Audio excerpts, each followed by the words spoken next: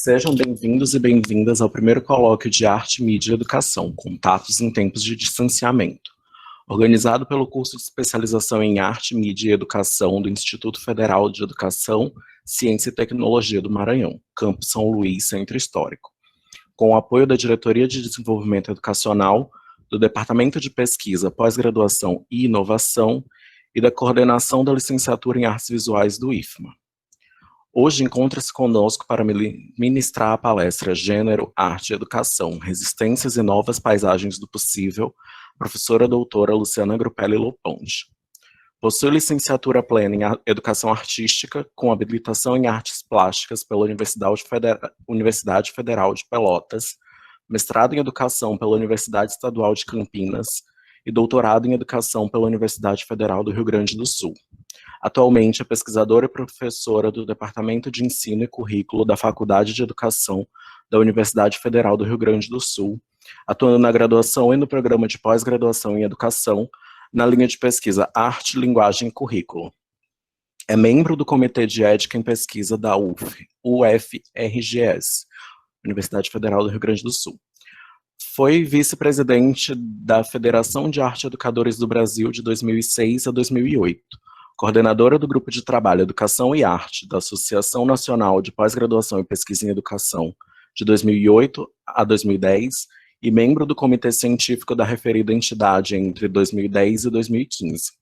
Nos últimos anos, tem obtido financiamento do CNPq para suas pesquisas. É líder do Artversa, um grupo de estudo e pesquisa em arte e docência. Realizou estadia como professora visitante no exterior, com bolsa da CAPES, de novembro de 2018 a fevereiro de 2019, na Universidade de Lleida, na Espanha. Tem experiência na área de educação, com ênfase em ensino de arte, atuando principalmente nos seguintes temas: ensino de arte, formação de professores, formação estética docente, arte e educação, gênero e artes visuais. Seja bem-vinda, professora Luciana Loponte. Obrigada, Josi, pelo convite. Tu vais passar depois a minha apresentação? Nós que agradecemos, professora. Eu posso passar, se a senhora preferir. Não, só me diz o que é melhor. Eu posso apresentar. Então, se a senhora quiser tentar. Tá. Antes, eu só queria agradecer o convite, né? O Josi falou comigo, foi o primeiro a falar comigo. Eu gosto muito do Maranhão, né? É um estado, São Luís, gosto muito, já tive a oportunidade de ir mais de uma vez. Uma pena que a gente está distante, né? Nesse momento, mas, assim, fico bem feliz de poder estar contribuindo com o evento de vocês, mesmo à distância, né? Então, tomara que a gente consiga fazer uma boa interlocução, né? Dessa maneira que ainda é estranha para mim, né? Mas, enfim, a gente está se acostumando nos últimos meses nessa maneira de nos comunicarmos, né? Bom, vou abrir a apresentação aqui, então.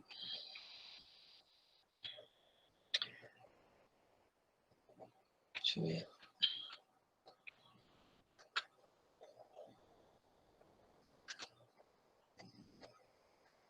Só um pouquinho.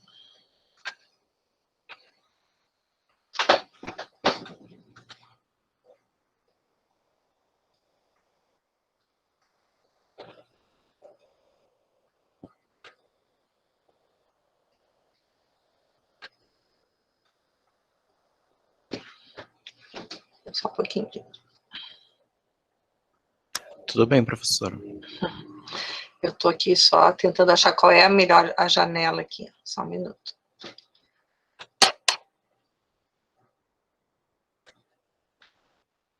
A gente não se acostuma ainda. Tá, acho que agora eu consegui. Tá. Bom, eu vou começar falando, só que assim, com a apresentação eu não consigo enxergar ninguém, né? Nem o chat, nem nada. Então, qualquer coisa, se vocês não estiverem me ouvindo, vocês sinalizem, tá? Falando, porque eu não consigo nem ver o chat, nem ver ninguém, né? Estou falando aqui para o meu computador. Tudo bem, professora. Então, o que eu preparei para discutir hoje, e aí depois a gente a gente conversa, é a partir de uma palestra que eu fiz há uns anos atrás, e que eu atualizei um pouco para esse momento, né? Então, atualizei para a gente discutir o que está acontecendo hoje, né? Então, pensando gênero, arte e educação, resistências, que resistências são possíveis, né? Que novas paisagens do possível a gente pode construir. Essa imagem aqui do coletivo Mulheres Criando, da Bolívia, depois eu falo um pouco sobre ela, né? Mas é bem propícia para a gente pensar esse momento que a gente vive. Queda tem casa não é igual a cala tem casa. Ficar em casa não é igual a calar-se em casa. Bom, essa discussão que alia gênero, arte e educação é uma preocupação e interesse que eu tenho desde a década de 90, né, quando eu fiz o meu mestrado. Pesquisa, publiquei artigos, oriento pesquisas, né, atualmente, né, tem várias pesquisas nessa área que eu oriento no mestrado, no doutorado. E no início, quando eu comecei a ler essas questões, comecei a discutir, ainda eram poucas pessoas no Brasil, né, a gente não encontrava quase nenhum material em português, né, sempre material estrangeiro.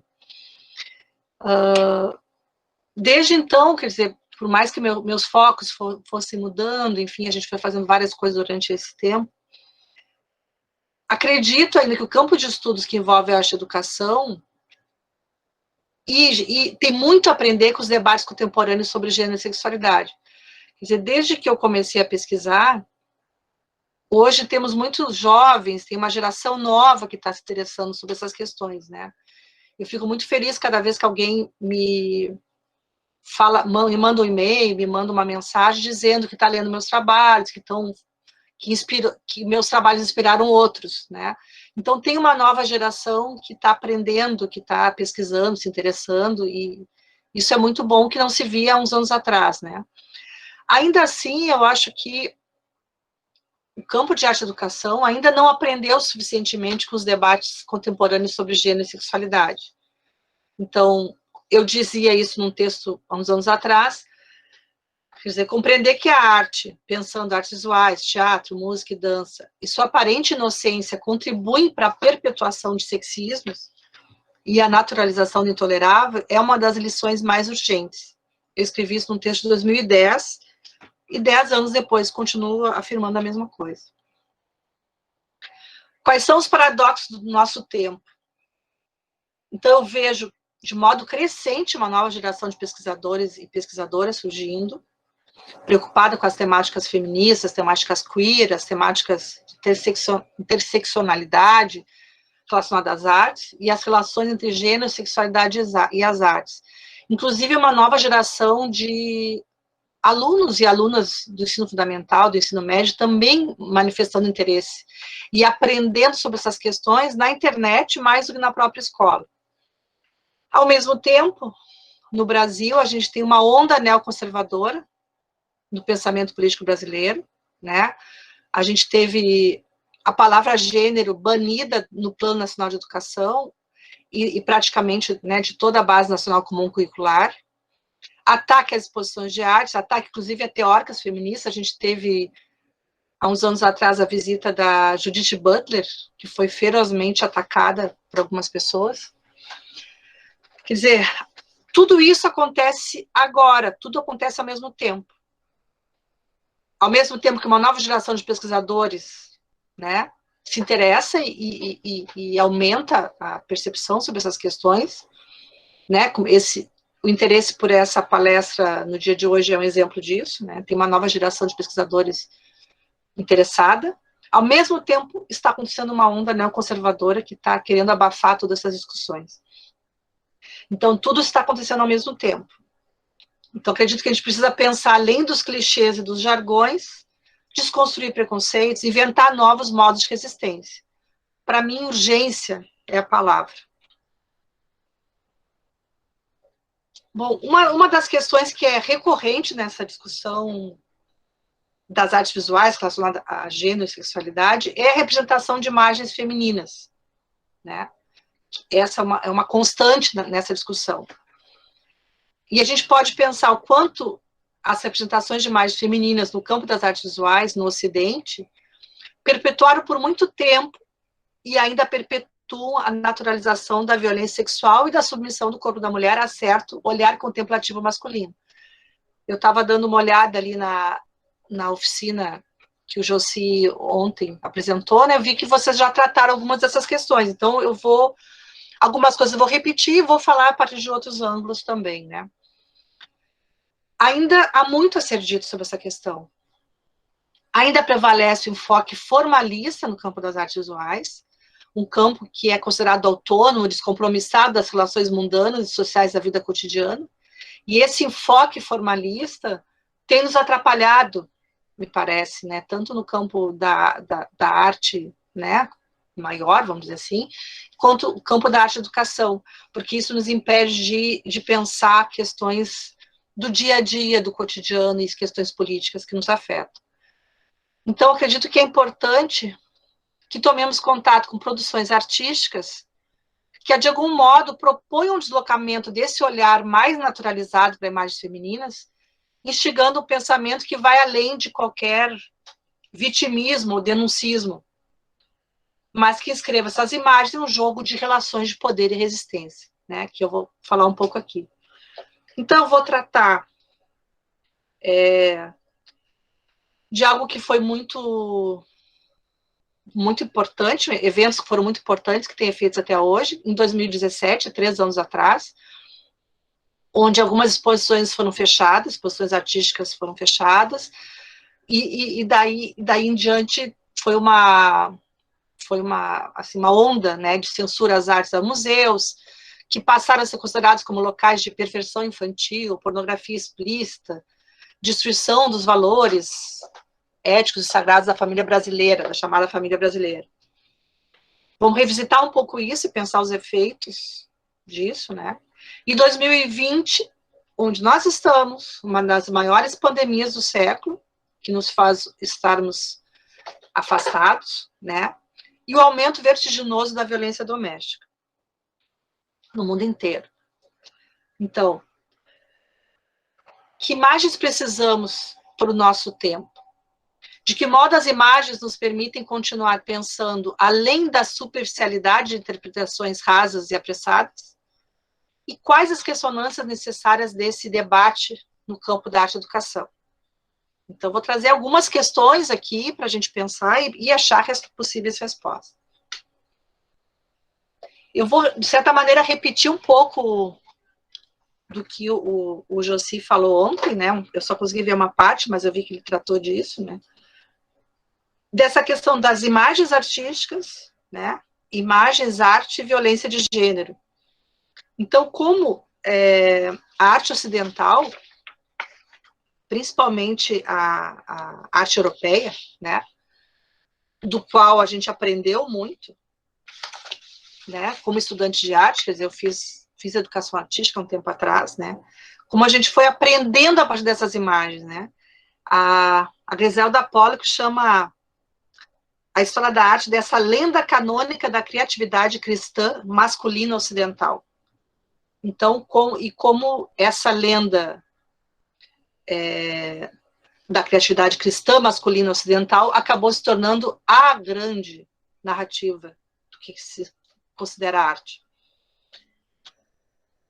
Bom, o que os artistas, historiadores de arte tenderam a apresentar muitas vezes como valores universais absolutos, por exemplo, certas concepções de beleza e de erotismo, reflete realidade um ponto de vista muito concreto, o do homem ocidental, de raça branca, de classe média. Na história do Ocidente, o masculino se transformou na norma do genérico humano.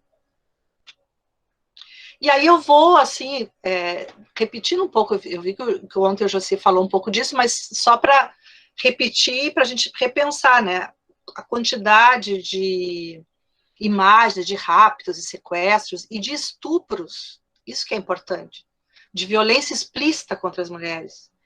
E eu gosto sempre de mostrar essas imagens, porque por muito tempo, como estudante de artes, eu olhava os livros de história da arte e isso não me abalava, essas imagens jamais me abalaram.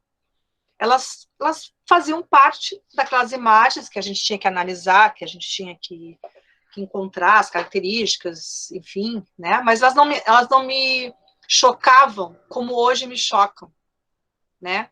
Quando a gente vê, porque elas estavam naturalizadas. O discurso de história da arte e o discurso de arte nos naturalizou essas imagens. E a gente não conseguia ver uma cena como essa, por exemplo, o Rapto das Filhas de Leucipo, do Rubens, né, um gênio que está em todos os livros de história da arte, sem dúvida, ele não perde a genialidade dele, né? Uma violência sexual contra mulheres, né? Aí, se a gente vai procurar fazer uma busca muito rápida, né, no Google ou um livro, o que a gente vê sobre a análise dessa imagem? Né? O que se diz para que os professores trabalhem essas imagens? O dinamismo das linhas curvas em forma de S. Né? Quantas vezes eu fui estudar o barroco, que a gente via o espiral, né? As cores fortes e tal. Ou ali, nesta obra, pode-se apreciar a cor forte e persuasiva, de modo a captar e sensibilizar o espectador através dos sentidos. Isso eu achei na internet, fazendo uma busca rapidinha, né? De indicações para professores. Mas se a gente olha um pouquinho mais atentamente, bom, são estupros, é uma violência, e isso fica subsumido, né? Nessas narrativas formalistas. E aí tem vários raptos, né? Então, a gente olhar por esse ângulo, a gente vai vendo os homens agarrando as mulheres, violações de várias maneiras, né? As mulheres sendo levadas, sequestradas, enfim. Outra versão do Rapto das Sabinas, né? A virilidade do homem, as mulheres protegendo os filhos, as mulheres de várias idades, enfim. Poderíamos ter várias questões, né? Outro Rapto das Sabinas. Essa outra tema que também foi muitas vezes pintado, né? Suzane e os Velhos, também uma história, uma narrativa bíblica, né? Que Susana vai tomar banho, que ela era mulher de um juiz importante, e aí dois senhores a observam e a assediam fortemente, né? Vamos dizer, a próxima imagem dessa história seria a violação da Susana. Então, tem várias correntes, várias representações, né? Então, vocês veem aqui que a Susana está ali, né? O corpo dela, um corpo de menina. O gesto dela é de querer e não querer, né? Ou essa aqui, que a Susana está completamente entregue aqui aos anciões. Do Rubens, ela está um pouco recuando, mas nem tanto, é meio dúbio. O do Rembrandt também, né? É um recuo e não é. E essa obra ela é clássica da discussão sobre história feminista da arte, né? Essa obra é muitas vezes citada porque ela acaba sendo um marco de uma interpretação dessa mesma narrativa, em que a mulher repudia veementemente o assédio, né, que é feita pela Artemisia Gentileschi, que é uma artista do período barroco, que muitos livros de história da arte não mostram. Por exemplo, o Gombrich, que é um livro clássico de história da arte, né, que tem tradução no Brasil, jamais mostraria essa obra da Artemisia Gentileschi. Né? E aí a gente tem um outro fenômeno que também aparece nessas narrativas, e daqui a pouco vocês vão entender por que eu estou trazendo essas narrativas para a gente pensar o nosso presente, né? Como essas narrativas, de alguma maneira, fazem parte do nosso imaginário, nossa construção sobre o que é arte, né? Que é a mulher reclinada, que o Juan Aliaga chama do fenômeno da mulher reclinada. Então, temos vários exemplos, né? A exaustão na história da arte. Aqui, essa obra do Manet, que é um marco também, porque a mulher olha nos olhos do espectador, ainda tem a mulher negra que está ali, servil, né? Então, ali tem várias nuances para a gente discutir. Aí, só para lembrar, todos já viram muitas dessas imagens, né? Vênus de Urbino, a Olímpia, Manet. Então, Aliaga diz o seguinte: nada há, por conseguinte, de bom ou mal, de positivo ou de negativo, em uma figura de mulher sem roupa, encostada em um divã. Mas no momento em que, a partir de um aparato conceitual e epistemológico mais global, se tem em conta o trato social discriminatório e degradante que sofreu a população feminina ao largo da história, com suas variantes e mudanças, o prisma com que se analisa essa imagem de mulher adquire conotações, sem dúvida, violentas. Então, para a gente pensar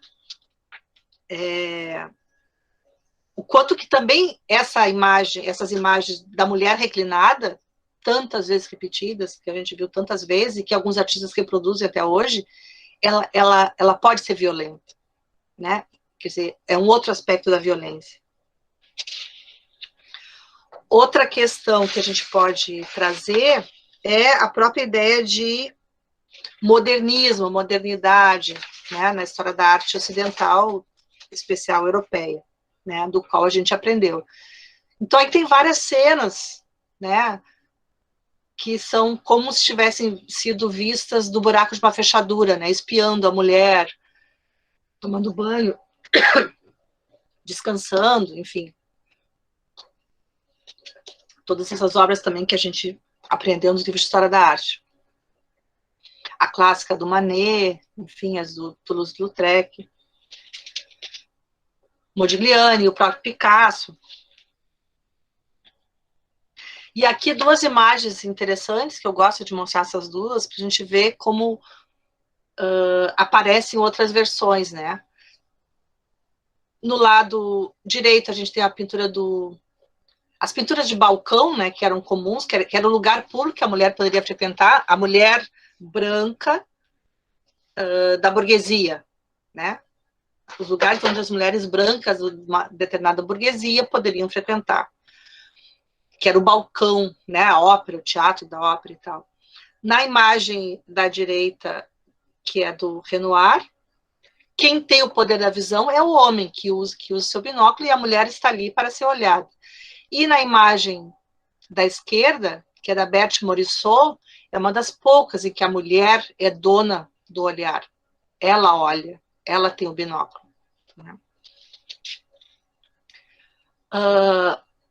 Então é interessante pensar o quanto que o Aliaga fala, e a Criselda Pollock tem toda uma discussão sobre essa questão do modernismo, né? O modo de olhar instaurado no modernismo, caracterizado, entre outros aspectos, pelo seu formalismo, de um novo formalismo, ahistoricismo, linguagem visual extrema e reverência à figura individualista do artista, acaba fomentando discursos que persistem até hoje, inclusive no ensino de arte, que destacam uma concepção de arte entendida como expressão individual, margeando a necessária reflexão social e a inserção na coletividade, que acho que ainda é um problema, né, no campo da arte e educação. Então, distante de qualquer cultura de queixa ou de vitimismo, a intenção é demonstrar, através de algumas imagens, o quanto a violência de gênero permeia vários discursos no campo da arte, mesmo aqueles canonizados e sacralizados pela história da arte em maiúsculas. Escrutinar, esmiuçar tais estratégias de poder saber é, de algum modo, produzir modos de resistência. Né? Pensar sobre isso, duvidar desse discurso canonizado, sacralizado pela história da arte em maiúsculas. Né? E aí eu vou falar... Tá todo mundo ouvindo? O som tá bom? Sim, professora, tá ótimo. Tá bem. E só um pouquinho antes, ali, falando da questão da modernidade, né? Porque sempre uma forma de lidar com a sexualidade masculina, porque, de fato, se a gente olhar essas imagens aqui, o que está em jogo não é a sexualidade feminina, mas a sexualidade masculina do espectador, né? Então, qual é a relação da sexualidade masculina a modernidade e o modernismo, em que a mulher sempre é objetificada. Então, o que está em jogo aqui é a sexualidade masculina. Bom, aí vou falar um pouco sobre os acontecimentos de 2017, que talvez muitos de vocês lembrem, e nós aqui em Porto Alegre, estou em Porto Alegre, nós vivemos muito perto, né? Então, para lembrar um pouco, era uma exposição chamada Queer Museu, Cartografias da Diferença na Arte Brasileira, né? Que era no Santander Cultural, um espaço aqui de Porto Alegre. Essa exposição, ela chamou a atenção, assim, porque era a primeira vez que a gente via aqui em Porto Alegre, e eu acho que é uma das primeiras vezes no Brasil em que se tinha uma discussão assim, dessa forma, uma exposição. E a exposição, né, eu tive a oportunidade de ver a exposição 2 dias antes dela ter fechado. Assim, eu tinha várias críticas à exposição e ao modo como ela foi pensada, e a própria curadoria, ela não era uma exposição, assim, do ponto de vista das artes, ela é inovadora em vários aspectos, mas ela tinha vários problemas. Só que isso tudo se sumiu, né, vamos dizer assim, depois dos acontecimentos, né. Em setembro de 2017, então está fazendo exatamente 3 anos, a exposição ficou em cartaz umas 2 semanas e começou a se prestar atenção na exposição, né?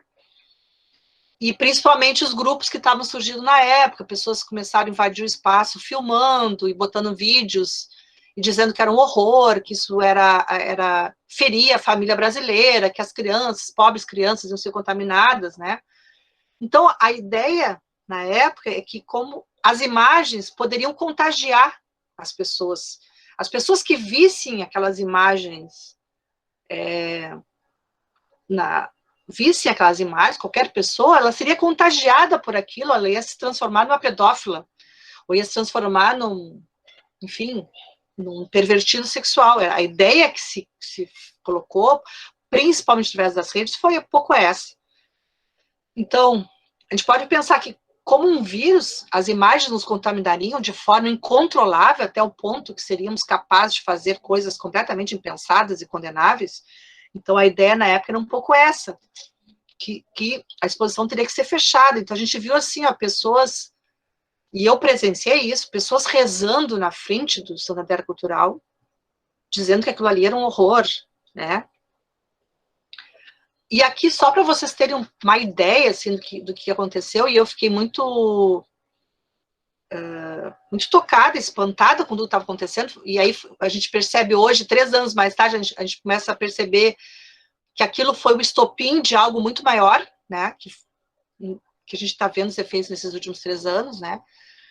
A gente começou a fazer uma campanha das pessoas aqui na página do Santander Cultural, e colocar uma avaliação positiva, porque o movimento era, muitas pessoas, hoje a gente vê que são robôs, enfim, estavam na página para dizer que era um péssimo espaço, dar uma nota negativa. Então a gente começou a fazer essa coisa de dar uma nota boa para o Santander Cultural. E eu fui lá, 9 de setembro, ela está fazendo justamente 3 anos.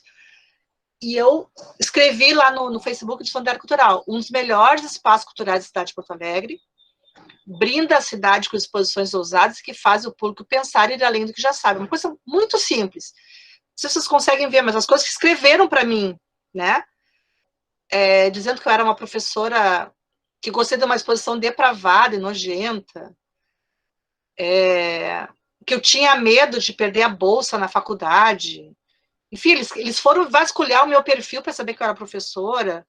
Ah, já deu para sacar que curte brincar com animais, quer dizer, me acusaram de ser adepta à zoofilia, enfim. Assim, só para vocês verem assim, um pouco do que começou a acontecer ali. E aí foi a tal ponto que o Santander Cultural fechou, que eu acho que foi um grande erro. A exposição foi fechada, o Santander Cultural ficou fechado por muito tempo, e, inclusive, depois de um tempo, agora o Santander mudou completamente, ele é um espaço que não é mais gratuito, ele mudou totalmente o perfil, tiraram os mediadores, enfim, mas isso é outra história. E aí eu vou falar de duas obras que foram as mais consideradas polêmicas, né, daquela exposição, e que foi motivo, seriam um dos motivos de... Eram as duas obras que foram mais foco, né, da condenação da exposição. Uma é a série chamada Criança Viada, da Bel Leite, que essa é uma das obras, tinha essa aqui também. E a proposição dela é muito interessante, e eu acho comovente, assim, a exposição e a temática dela, né?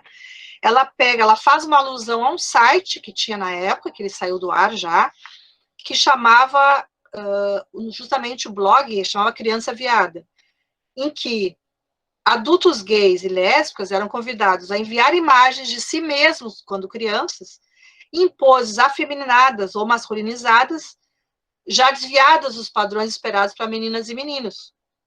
Então, era uma maneira de expor com certa ironia a dor e a alegria de se sentir diferente em uma fase da vida em que o que mais queremos e precisamos ser aceitos, que é a infância. Então, a gente pode pensar quanto sofrimento inexplicável sofre uma criança que não entende o preconceito e a intolerância em relação ao seu modo de estar no mundo. Então, a Bel Leite, ela pega algumas imagens desse site e transforma em pintura, né? E essas imagens que vocês estão vendo. Então, não tinha nada de pedofilia, absolutamente nada. Mas a gente vê um pouco a falta de entendimento e de querer entender também, né? Não tinha absolutamente nada sobre pedofilia. Ela estava expondo uma situação que é comum a muitas crianças. A própria artista escreveu, né, naquela época, foi muito, né, apareceu muito. Ela diz assim: a linguagem da pintura também nos insere na história com orgulho e força, diante de uma sociedade que nos quer invisíveis. Nós, LGBT, já fomos crianças. Esse assunto incomoda porque nós nunca viramos LGBT, nós sempre fomos. Todos nós devemos cuidar das crianças, não reprimir a identidade dela, nem seu modo de ser no mundo, isso é muito grave. Então, um pouco para a gente entender o que era a obra, né? Então, qual é a maior violência aqui? Expor as diferentes formas de viver a infância ou negar essa discussão, promovendo uma censura desmedida dessas imagens? Por que imagens como essa seriam agressivas à infância ou seria uma forma de incitar o sexo com crianças, a condenável pedofilia ou uma precoce sexualidade infantil? Por que essas imagens, né, fariam as crianças enfim, a despertar algo que não despertaria de outra maneira, né? Outros trabalhos polêmicos foram os da Adriana Varejão. Aqui só alguns exemplos, essas obras não estavam, essa aí não estava na exposição, né? Mas fazem parte de uma série, a obra que estava fazia parte de uma série da Adriana Varejão, em que ela expõe essa série chamada Terra Incógnita, explora a cultura brasileira, em especial as representações do período colonial, expondo as vísceras do período colonial e a história de violência contra as mulheres, de violência colonial, de estupro de mulheres negras, indígenas, né? Ela vai expondo isso nessa série, como essa, né? Ela expondo as vísceras do que foi o período colonial brasileiro. Né? Uma parte dessa série da Terra Incógnita que não estava, e a obra que estava era essa, e que era bem pequena, a gente quase nem percebia essa obra na exposição. A Lilia Schwartz escreveu um pouco sobre essa obra. Ela diz assim, escreve um texto nos chamando para ver a obra, né? Ela fala da ilusão, é uma obra muito pequena até, né? Então, uma espécie de ilusão visual, como se estivéssemos diante de um papel de arroz, um material muito utilizado em antigas gravuras, sobretudo orientais. Nelas, o tempo se escreve no material, destacando-se o amarelado da coloração, bem como suas imperfeições. E, nesse caso, é a tela que vira papel e documento. Mais ainda, o quadro mostra como os jogos sexuais, sejam eles solitários, a dois ou em grupos, não tem tempo, regra, local ou prazo de validade. Também há na obra uma janela para pensarmos em relações consentidas e outras marcadas pela violência e por processo de humilhação. Então, existe também referência à cultura do estupro, que figurou abertamente durante o período da escravidão, mas não se limitou a ele, e uma representação de práticas que dá o cova escura e escondida de um vergonhoso segundo plano, a que ganha o centro da cena e protagonismo. Enfim, Adriana atua como escavadora dessas histórias plurais da sexualidade, dos desejos, das performances de gênero e de seus jogos, práticas milenares e que nos fazem a todos humanos. Então, tem toda uma cultura de estupro e violência de mulheres, né, e que construíram a própria história brasileira, que acaba aparecendo nessa série, né. Aí a gente lembra um pouco dos estudos do Foucault, quando ele diz que, né, no século XVII, época, o Foucault identifica como início de uma época de repressão própria das sociedades chamadas burguesas, em que seria preciso, em relação ao sexo, controlar sua livre circulação no discurso, bani-lo das coisas ditas e extinguir as palavras que o tornam presente de maneira demasiado sensível. Então, ao mesmo tempo que o discurso é interditado, mais ainda ele é incitado. Eu me lembro que naquela época, foi a época que no Brasil mais se falou em pedofilia e zoofilia. Quer dizer, tu incita o discurso ao mesmo tempo que está interditando, né? Ao interditar, tu incita o discurso, incita as pessoas a falarem. E aí, nas escolas, as professoras tinham que começar a explicar, mas o que é isso? O que é zoofilia? Quer dizer, entrar nessas questões. Então, a gente pode perguntar, por que tais imagens envolvendo gênero e sexualidade se tornaram intoleráveis para algumas pessoas? Por que tanto medo de que as imagens contagiem, corrompam, desconstruam as verdades que acreditamos? E aí eu vou para pensar um pouco o momento que a gente está vivendo, né? Em que nós somos instigados a ficar em casa, né? Fique em casa, quer dizer, agora todo mundo está saindo de casa, né? Parece que assim se decretou que a pandemia no Brasil acabou, né? Apesar disso, a gente sabe que não, né? São 6 meses que nós estamos ainda nesse período de isolamento, né? Uns mais, outros menos, mas a pandemia ainda está no auge no Brasil, né? A gente sabe que não diminuiu. Ao mesmo tempo, houve um aumento vertiginoso da violência doméstica, né? Então, o que representa ficar em casa? Pode ser a morte, né? Então, essa relação pandemia e violência, que eu acho interessante a gente pensar, né? Quando fala fique em casa, que casa? Quem pode aderir rapidamente, confortavelmente ao imperativo, fique em casa? A que as crianças estão expostas ficando em casa?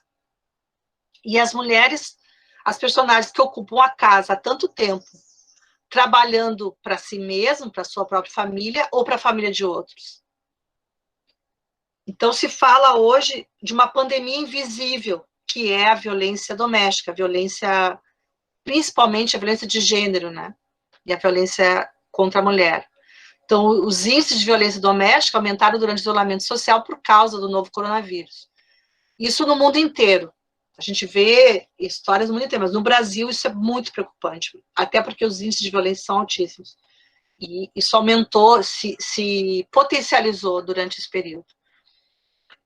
Quem é capaz de ouvir os gritos de uma casa de seus habitantes? E se ouvirmos, o que somos capazes de fazer? E aqui eu trago uma notícia, e provavelmente no Maranhão devem haver muitas como essas, né? Mas essa, particularmente, acho que é interessante o modo como a mulher ela faz o seu pedido de socorro. Uma mulher vítima de violência escreveu um pedido de socorro com um batom e uma toalha e jogou pela varanda, em Santa Catarina. E ali vocês veem assim essa toalha, uma toalha muito simples, uma toalha que qualquer um de nós pode usar em casa, e um batom, que é um instrumento de sedução da mulher, né, usado para pedir socorro. SOS, apartamento 203.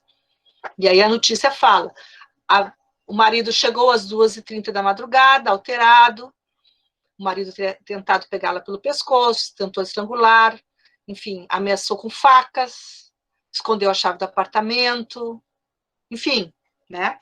E ela fez esse pedido de socorro numa toalha, que poderia ser uma performance de uma artista, mas é a performance que essa mulher conseguiu fazer. Quantas não têm tempo para fazer isso? Quantas morreram nesse período? E aí eu trago algumas obras de artistas que falam um pouco dessa violência, né? Aqui uma pintura da Violeta Parra, artista brasileira, e ela usa um verso de um poema do Castro Alves, Por que tremes, mulher? Sobre uma mulher escravizada que tem medo que seu filho seja vendido. Quer dizer, a artista brasileira, ela recupera o verso, escancara nessa obra o modo com qual a violência racial e de gênero é marca da história do Brasil há muito tempo. Quantas mulheres ainda tremem por seus filhos? Quantas mães negras, em especial da periferia das maiores cidades brasileiras, temem que seus filhos não voltem para casa? Uma outra artista, a Pamela Castro, ela cria performance, ela tem várias, né, performance, essa especial, que eu trouxe para a gente ver, cria performance a partir de suas experiências pessoais com violência de gênero, violência doméstica, como essa instalação chamada Feminicídio, em que vestidos brancos manchados de vermelho ocupam lugares públicos. E é interessante quanto várias mulheres têm feito performance em lugares públicos. Né? O espaço público sempre foi um espaço mais masculino, né? E as mulheres artistas têm ocupado esse espaço. Então, a Pamela Castro fala um pouco sobre as suas próprias experiências de violência, né? Nessas performances.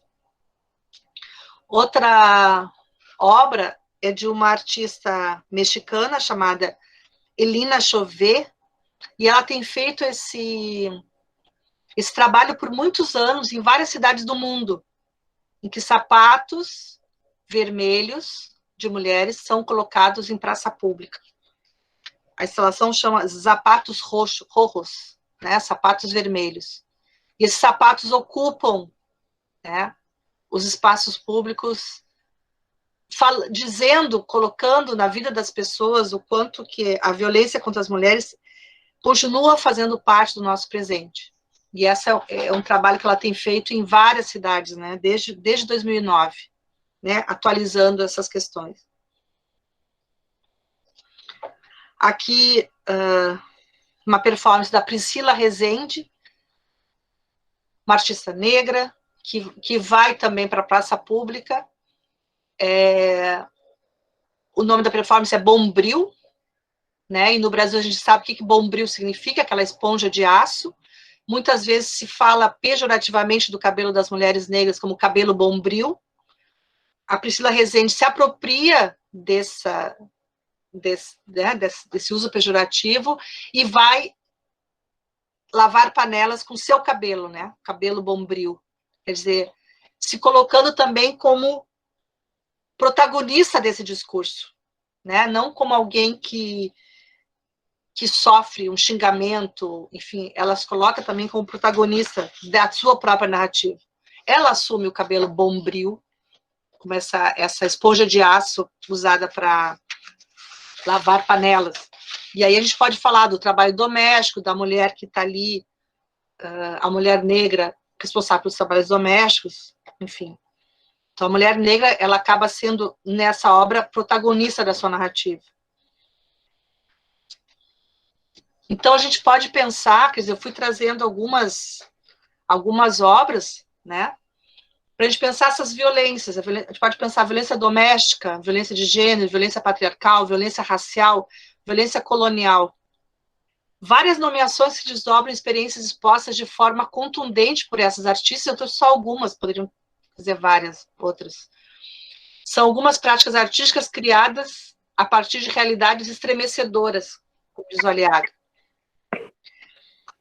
Poderíamos pensar também outra violência, até sobre essa ideia do mito da fragilidade feminina.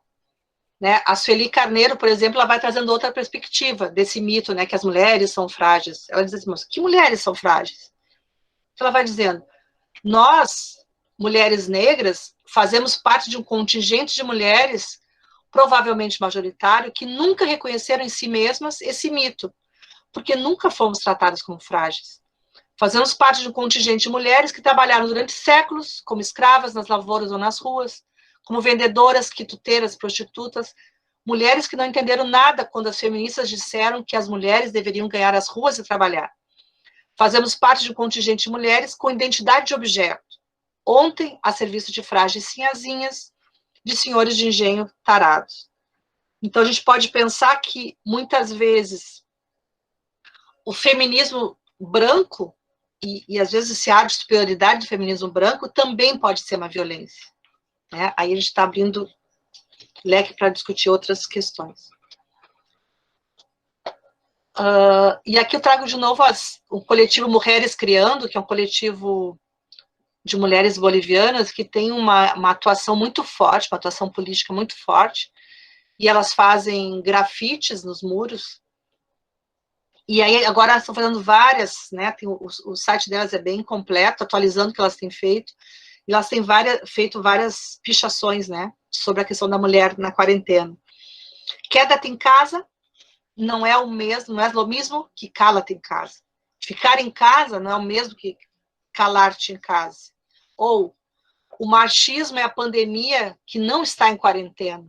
Elas fizeram um protesto, uma performance no meio da cidade. A nova normalidade é a velha submissão. Então, elas espalham essas pichações pelas ruas.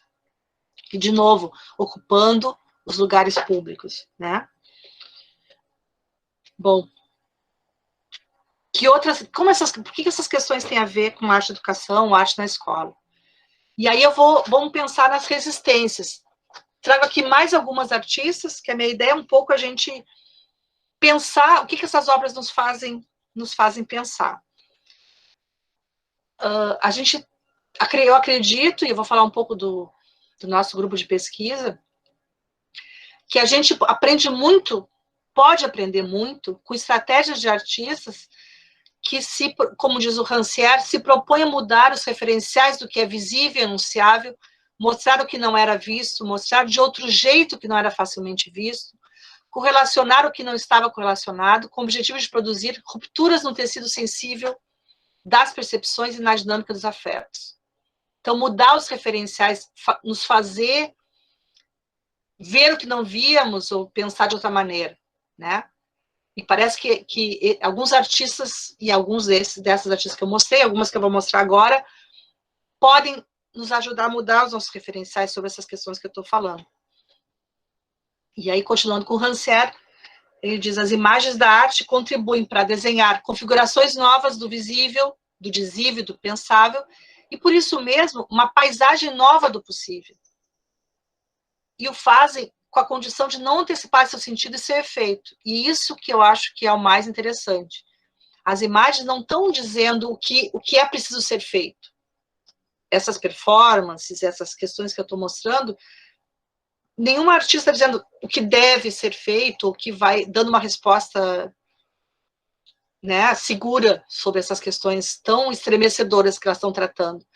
Mas elas contribuem para desenhar configurações novas do que a gente pode ver, do que a gente pode dizer, do que a gente pode pensar. O que o Rancière chama paisagem nova do possível. Né? Outras paisagens possíveis.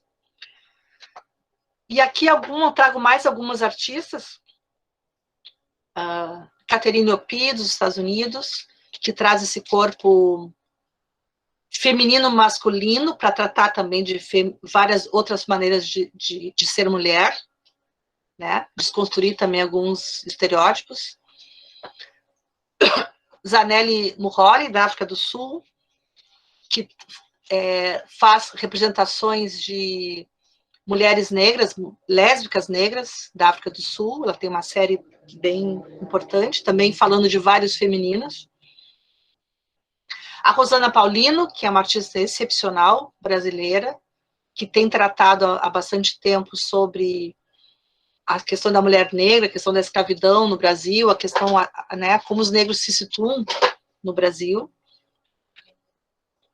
Aqui uma artista da Turquia, que eu gosto muito, a Guleratis, que ela também faz uma desconstrução dessa ideia da mulher oriental, a mulher da burca, né? Então ela faz essas fotos que são mulheres com uma burca colorida, com tecidos muito diferentes, em espaços muito masculinos, né? Grandes bibliotecas europeias, aspectos suntuosos, né? Também desconstruindo um pouco a ideia que temos da mulher oriental. Aqui uma outra artista, uma artista iraniana, chamada Shirin Shah, que também vai tratando dessa mulher de burca, essa mulher que também não tem voz, né, ou não é cortada a sua voz, mas de outras maneiras elas falam também, né. Aqui algumas outras, são vídeos, fotos da Shirin Shah.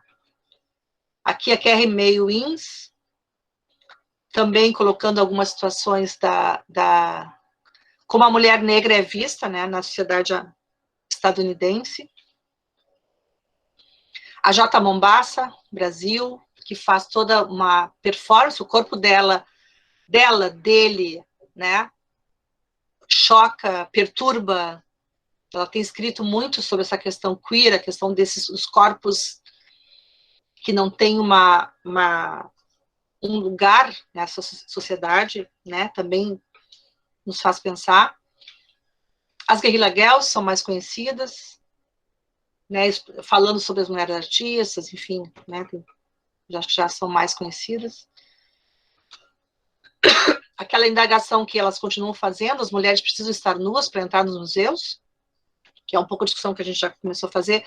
Elas usam, não é por acaso que elas usam uma mulher reclinada, né, para dizer o quanto que muitos museus, a maior parte do acervo são de mulheres, poucas mulheres artistas, e 60% dos nus femininos, né? Essa foi feita no Museu de Arte de São Paulo, em 2017.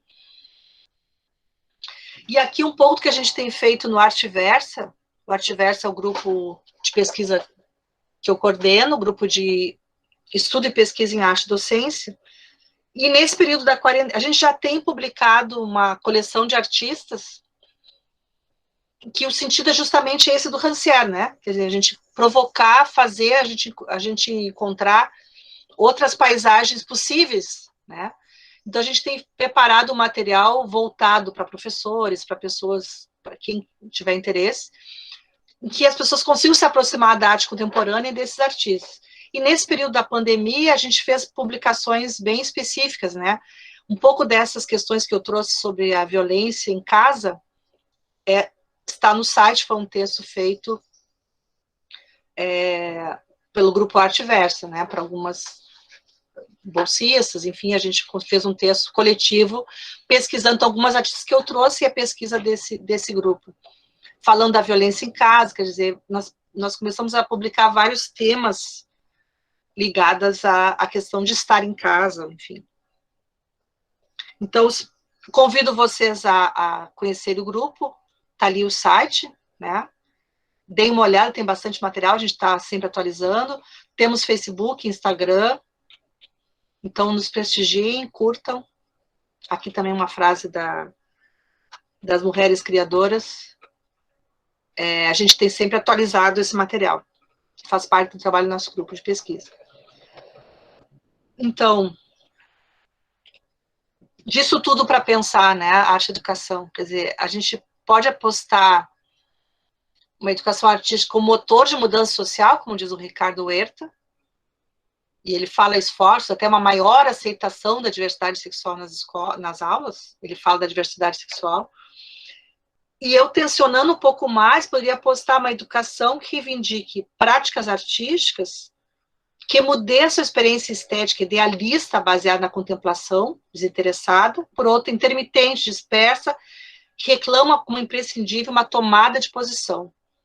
Já é tempo de tomarmos, né, nós que nos envolvemos com a arte e educação, né, com essa vontade de educar pela arte, através da arte, já é tempo de tomar uma posição em direção a uma articulação entre arte e educação que seja capaz de produzir uma nova imaginação política.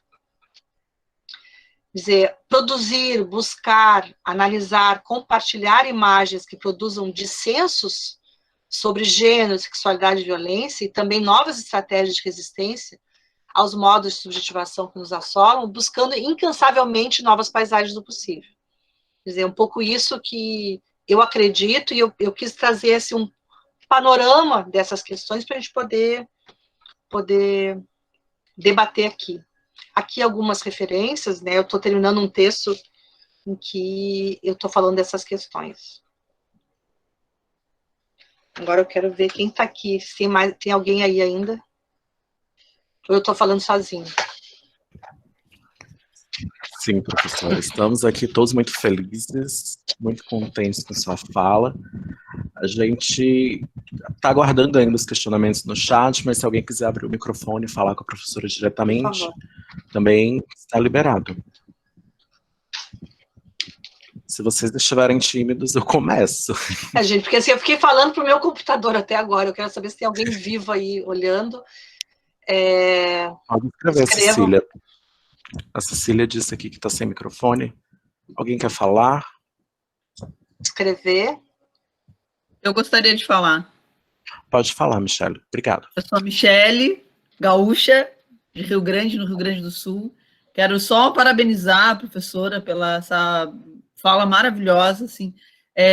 Fiquei pensando e comentando, né, realmente como nos livros de história da arte, jamais, né, a gente discutiria ou olharia, né, para essas questões todas de violência e de estupro numa obra do Rubens. Isso, hoje a senhora hoje me deixou chocada. E eu fiquei pensando quanto isso pode ser trabalhado e realmente, né, muito além de falar do barroco, falar de todas essas questões que assolam o nosso dia a dia, né, que está ali no dia a dia da escola, que é violência doméstica, tem aumentado muito justamente em tempo de pandemia, né? E aqui em Rio Grande, né, que eu estou no sul do Brasil, quase no Uruguai. Aqui em Rio Grande, na rede municipal, a gente está retomando a recém agora, no próximo dia 14, e o quanto isso mexeu comigo, né, nessa nova possibilidade de fazer realmente um trabalho interdisciplinar, e que muito mais do que essas questões, né, formalistas, vamos dizer, da arte, da estética mesmo, né, do quanto de história, de quanta coisa está por trás de tudo isso que a gente pode mexer, pode tocar, pode... né, usar, não vou dizer usar a arte, mas refletir em cima, né, daquilo que está sendo mostrado com outros olhos. Muito obrigada, então, era só, não tem questionamento, só agradecimento. Obrigada, Michele. Mas alguém pode ligar o microfone. A Inês fez uma pergunta ali. Oi, está me ouvindo, professora? Sim, sim. Dou a Figa aqui de Guarapuava, Paraná, tudo bem? Tudo bem. Quando eu puder, eu queria dar uma palavrinha. Adorei sua fala. Oi? Oi, estou ouvindo. Ah, tá. Então, professora, eu venho já desde 2016 fazendo uma pesquisa, meu mestrado foi em relação ao androcentrismo no campo da arte. Aí eu fiz meu objeto de pesquisa, eu utilizei 2 livros didáticos de arte do ensino médio, onde eu fiz levantamento sobre a invisibilidade das mulheres.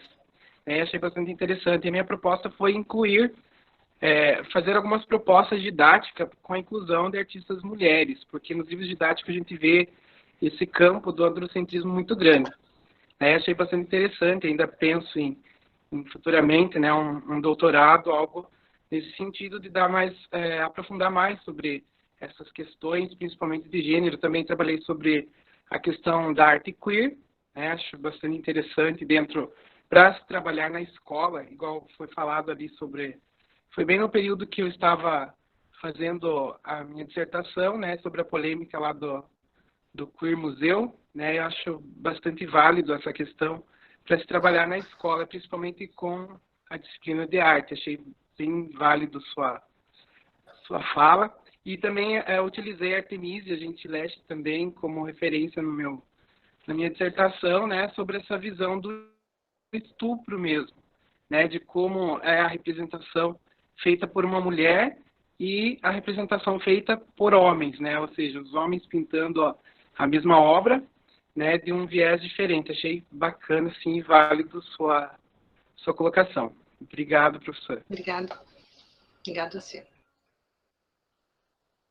Deixa eu ler. Tem uma pergunta da Inês, né? Eu leio ali.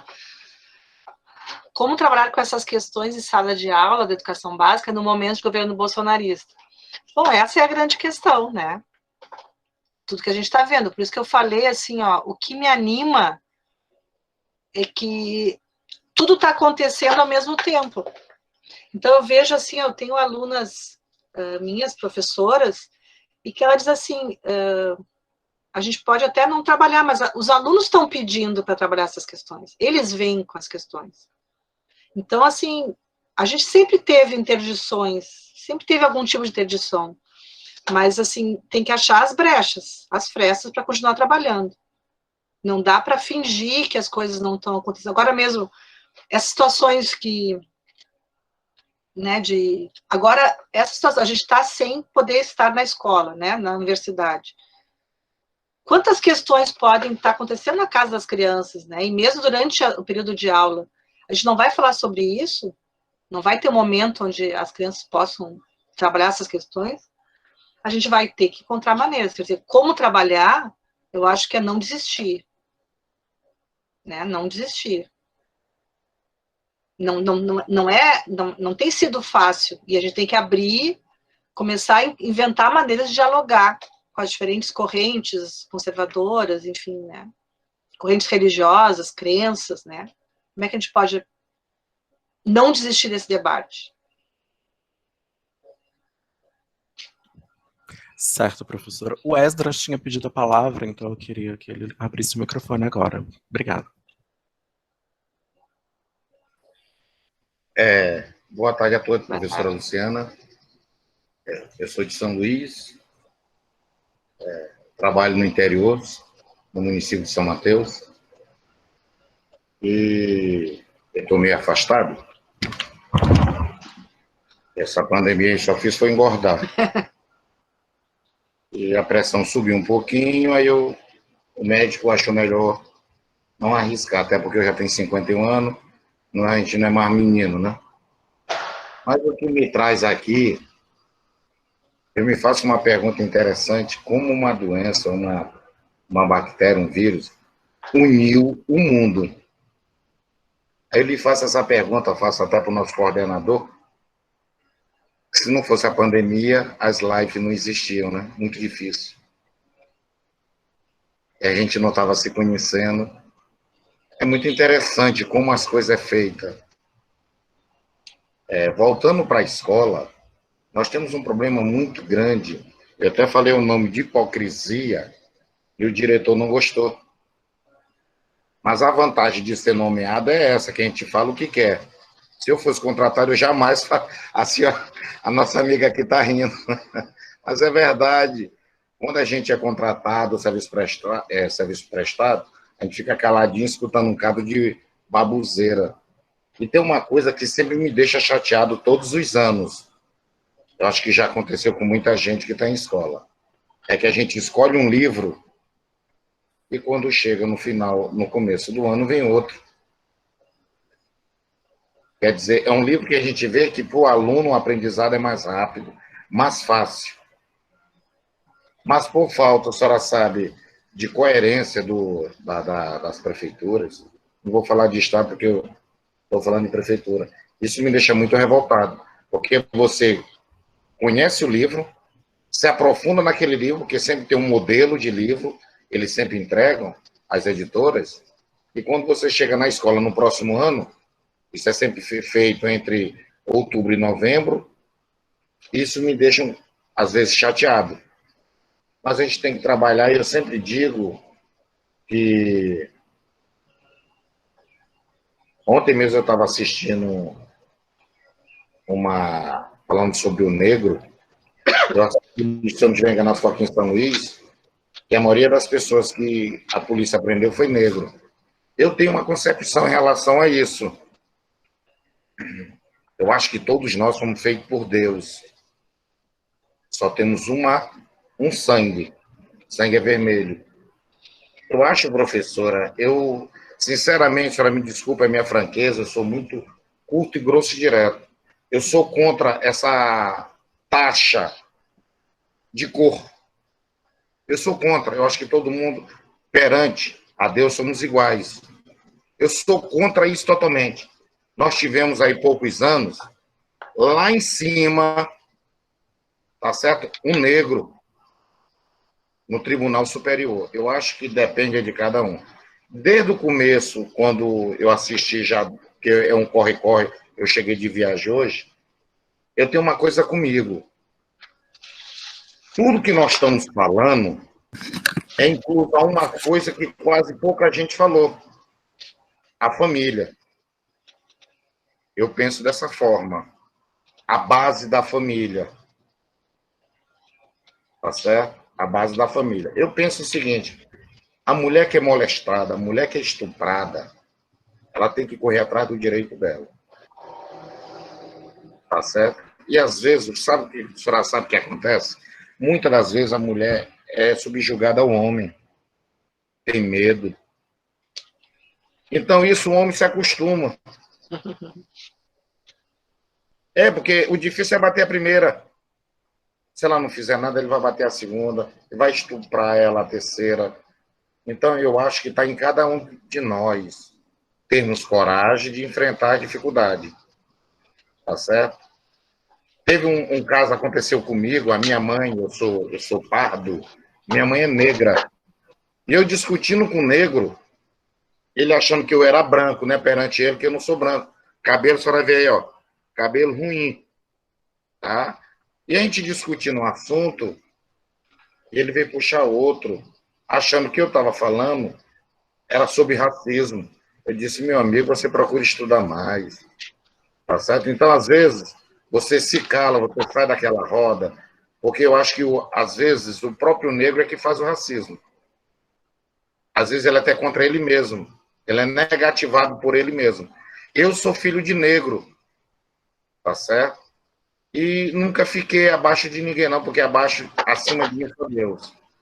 Então, eu só queria... É um depoimento meio aleatório, e é um prazer, eu sempre acompanho aqui o nosso coordenador, que ele já está ali, acho que já dizendo assim, o professor já está falando demais, já vou sair, professor. Tá? É um prazer, professora Luciana, e conhecer a Michele aqui, Coelho, a Cecília, tá certo? É muito bom a gente ter, era bom ter isso sempre. Tinha que ter pelo menos um encontro desse, duas, ou semestral, ou trimestral, porque é muito bom a gente trocar conhecimentos e experiências e ter pessoas maravilhosas como a senhora, professora Luciana. Tá certo? Muito explicativa. Eu estava pegando as fotos para passar muito rápido, depois eu voltava de novo para me tirar, porque eu gosto de estar tirando foto de tudo, porque sempre é bom a gente pesquisar. Porque o professor é um eterno aluno. A gente não é dono da razão, a gente sempre está pesquisando. Eu só queria agradecer a oportunidade. Boa tarde. Obrigada. Vou comentar um pouco, né? Eu te agradeço pela tua fala. Eu comentar um pouco, assim, algumas coisas. Eu acho que são temas, assim, a gente pode ficar a tarde inteira, né? Mas, assim, o que a gente posso dizer das coisas que tu trouxe? Sobre a questão racial, né, dos negros e brancos, enfim, essa questão toda, que eu trouxe uma parte disso, não era o foco, mas acho que é importante a gente falar. Quando a gente fala todos somos iguais, né, sim, todos somos iguais, mas teve uma população negra, milhões de pessoas negras foram trazidas da África, escravizadas, à força, sendo afastadas da família. Isso é uma marca que o Brasil tem e que marca a vida, as vidas negras das pessoas no Brasil. Então, isso não é ser igual, né? O tratamento não foi igual e não é igual. E eu não estou concordando com isso. Eu estou dizendo que a gente tem que olhar para isso, pensar sobre isso e se posicionar, né? Então, tem uma fala de uma colega minha, professora negra da universidade, que quando disseram para ela, os negros também são racistas, ela lembrou isso, mas só não existe racismo do negro. O racismo existe justamente numa sociedade branca que excluiu, que escravizou uma população negra. Isso a gente não pode esconder e achar que isso não existe. Sobre a questão, uma coisa que tu falaste, assim, cada um de nós, uma coisa que eu estou trazendo aqui é que essas questões são coletivas, são políticas. Tem um slogan muito forte do feminismo que diz, o pessoal é político. Então, o fato, esse exemplo que eu trouxe, de uma mulher colocar uma toalha escrita com batom, não é uma questão pessoal, é coletiva. Então, por isso que eu digo que é urgente esse trabalho, da gente pensar sobre essas questões. Isso é uma questão coletiva, então não é só cada um de nós. E é importante que essa discussão, ela chegue para mulheres e para homens. Né? Então, que não seja natural dizer assim, mas a mulher vai deixando e o homem vai batendo. Isso não pode ser naturalizado. Então, quando eu trago lá as pinturas do Rubens, e que a Michele comentou quanto que a gente, e eu também, como estudante de arte, a gente via como mais uma obra, a gente naturalizou, não se pode naturalizar que um homem bata numa mulher, ou que mate a mulher porque tem ciúmes, porque a mulher se tornou independente. Então, isso é coletivo, não é só pessoal. Então, para a gente pensar, continuar pensando, mesmo quando tu mesmo diz assim, olha que meu cabelo ruim. Por que o teu cabelo é ruim? Por que o cabelo de negro é ruim? Isso é uma marca racista na sociedade, entende? É só um exemplo para a gente pensar o quanto que os discursos estão impregnados com essas questões, né? Só um pouco para a gente continuar pensando. Certo, professora, eu concordo com tudo que a senhora disse. Melhor impossível a resposta. Eu vou aqui puxar uma pergunta do chat da Júlia Mariano. Ela diz, estou pesquisando sobre fotografia bordada, fotografias e narrativas de álbuns de família. Você teria alguma referência para indicar sobre esses fazeres manuais, as artes têxteis e o gênero? Deixa eu pensar. Bom, a Rosana Paulino. Rosana Paulino é incrível. Ela tem esse trabalho Parede da Memória, que ela pegou fotos da família dela e ela cria uma parede de memória com bordados, ela vai colocando um pouco essa ancestralidade dela, né? Que é interessante pensar os álbuns de família, porque justamente por essa situação dos negros serem separados das suas famílias, é difícil ter um álbum de família, né? Da população negra ter um álbum de família muito distante, né? Porque isso foi cortado. E ela faz essa discussão também nessa parede de memória, com bordados, enfim, né? Eu teria que pensar, assim, agora tem muitos artistas que trabalham com isso, e eu já vi pesquisas sobre essa questão, não me lembro agora para te dizer, mas existe, e tem muitas artistas. Uma artista com fotografia bordada, lembrei de uma artista aqui de Porto Alegre. Bom, não vou lembrar o nome agora. Mas, assim, tu pode ficar com o meu e-mail, eu posso pensar algumas coisas e para depois te dizer. Eu estou me lembrando de artistas, assim. Não me lembro agora de pesquisas sobre isso. Certo, professora. A Heloísa disse aqui no chat que ela queria fazer uma fala. Heloísa, você ainda está por aqui? Oi, estou sim. Oi, Heloísa, boa tarde. Boa tarde. Obrigada, professora Luciana. Eu já conheço um pouquinho assim, desse tema, porque eu sou professora e também moro aqui em Guaíba, então fico sempre de olho ali nas pesquisas ali da FACED e tudo, e sou, assim, porque para mim, né, a minha questão tem a ver justamente com isso, porque eu, enquanto professora estadual e professora também no município de Porto Alegre, eu tenho duas situações bem diferentes, assim, e por isso mesmo, essa questão, assim, de como eu me sinto isolada e sozinha aqui, por exemplo, na minha escola do estado, que hoje mesmo eu passei por uma situação em conselho de classe, em que os meus colegas, a própria direção da escola, assim, não sabe como tratar essas questões de gênero, de trato com os alunos, da maneira como, enfim, né, todo um conjunto de situações, assim, terríveis, que eu fico super abalada, né, e aí, então, essa palestra de hoje, assim, foi, nossa, uma profusão para mim, assim, porque eu gostaria, assim, de uma maneira de como eu posso, inclusive até pelo site, pegar algumas referências, trazer de alguma maneira, porque foi isso que eu até, inclusive, solicitei, assim, na escola, né, solicito, nesse sentido de que, ao menos que a gente busque as formações, a gente busque informações, estudos, para, sabe, entre os educadores, porque existe uma resistência, sabe, e uma predominância de senso comum e de visões pessoais que tornam, assim, torna a coisa toda um problema mesmo, seríssimo, né, de reprodução de violências, assim. Então, é esse ponto que eu gostaria, assim, de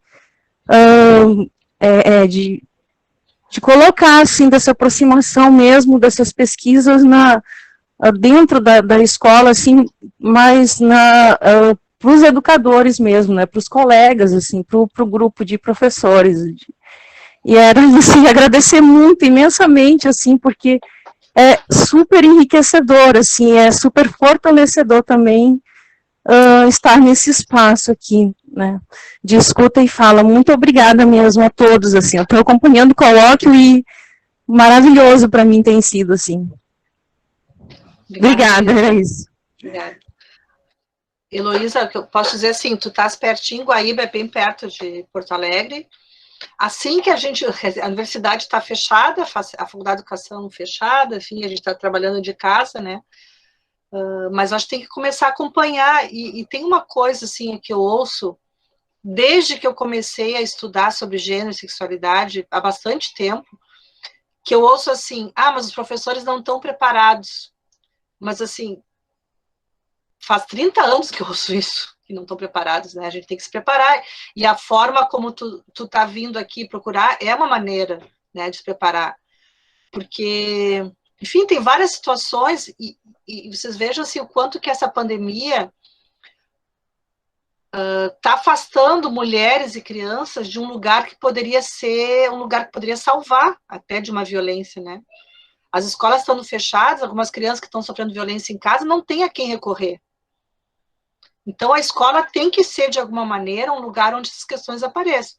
Aí a gente fala, né, da censura, e uma coisa que me preocupa muito é a autocensura, né? Quando diz assim, não, eu não posso falar sobre esse tema porque a gente fica se autocensurando. Eu acho que cada vez mais a gente tem que falar e achar formas de tratar dessas questões, porque elas vão surgir, né? Mesmo que tenham tirado a palavra gênero da Base Nacional Comum Curricular, a sexualidade na escola continua transbordando, e ela vai continuar transbordando. Nos recreios, nos banheiros, na sala de aula, ela vai estar transbordando, queiram os professores e os legisladores ou não.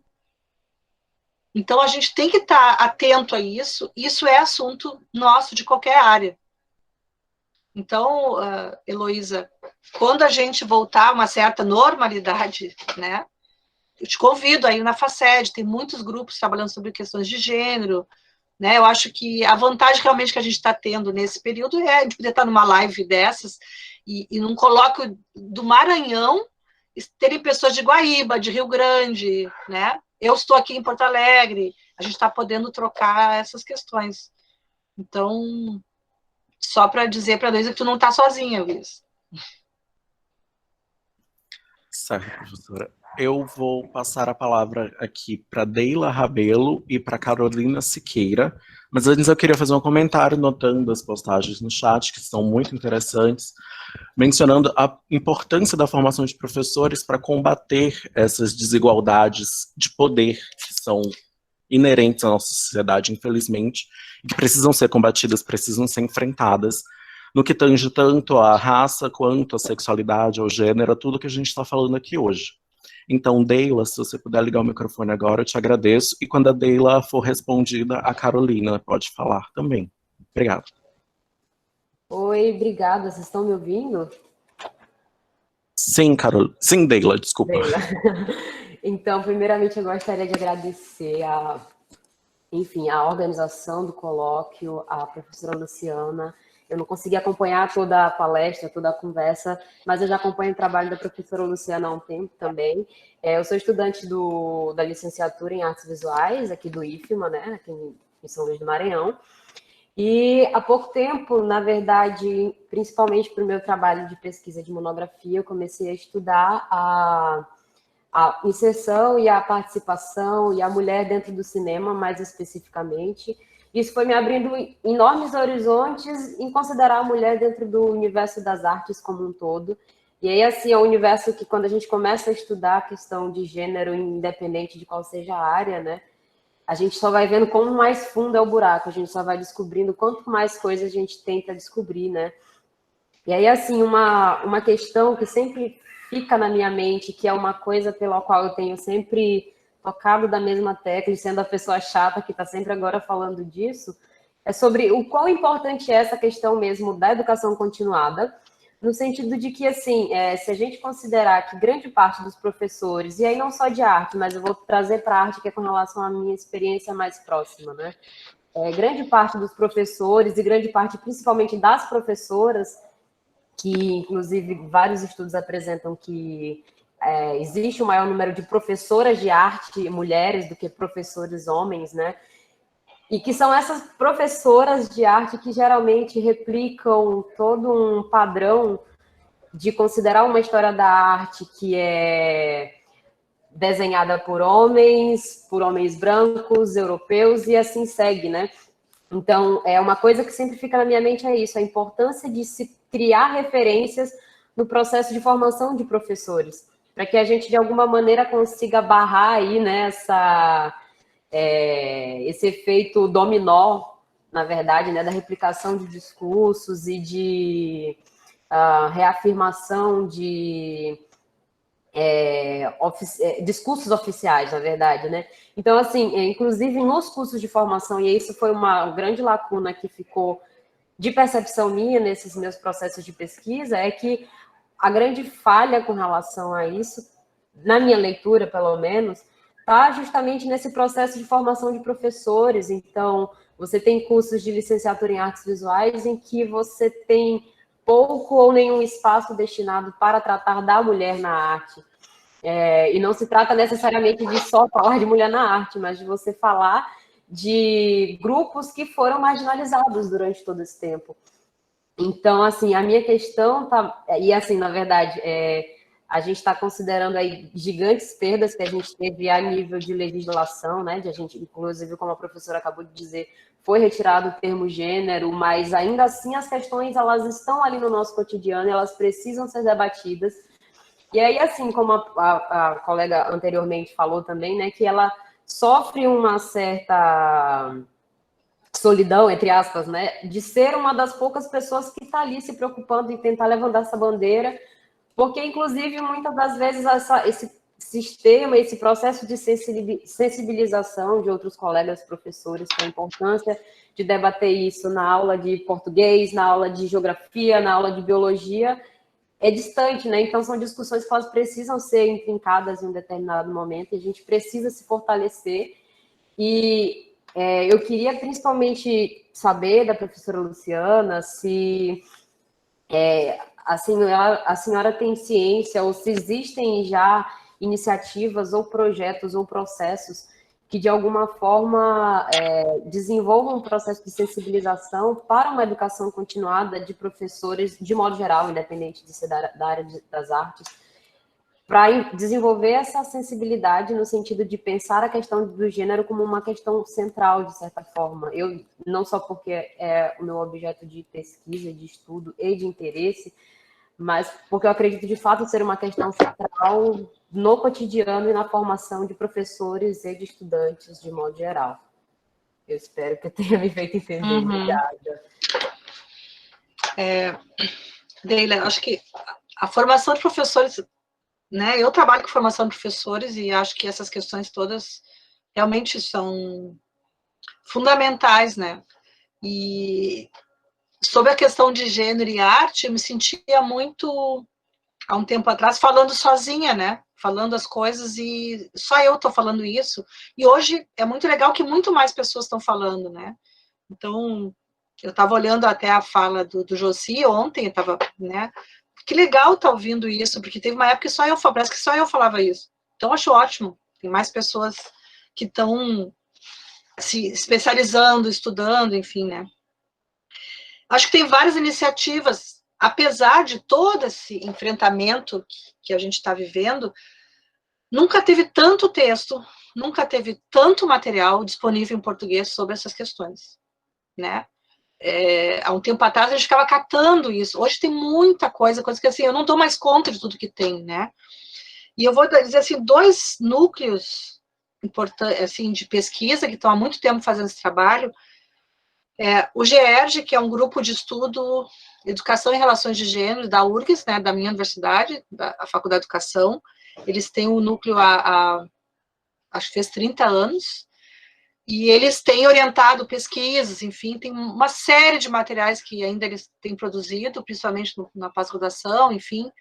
Essa discussão é muito forte, né, na FACED, na URGS, né, também por causa desse núcleo.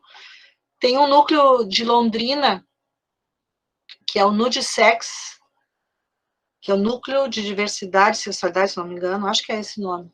Eles têm feito um evento também sobre sexualidade, que eu já tive a oportunidade de participar, Sexualidade e Educação, que é muito bom. Eles têm enfim, é um material bem interessante, vocês podem achar no Facebook, tem o material deles. Então, assim, tem grupos que estão fazendo esse trabalho, apesar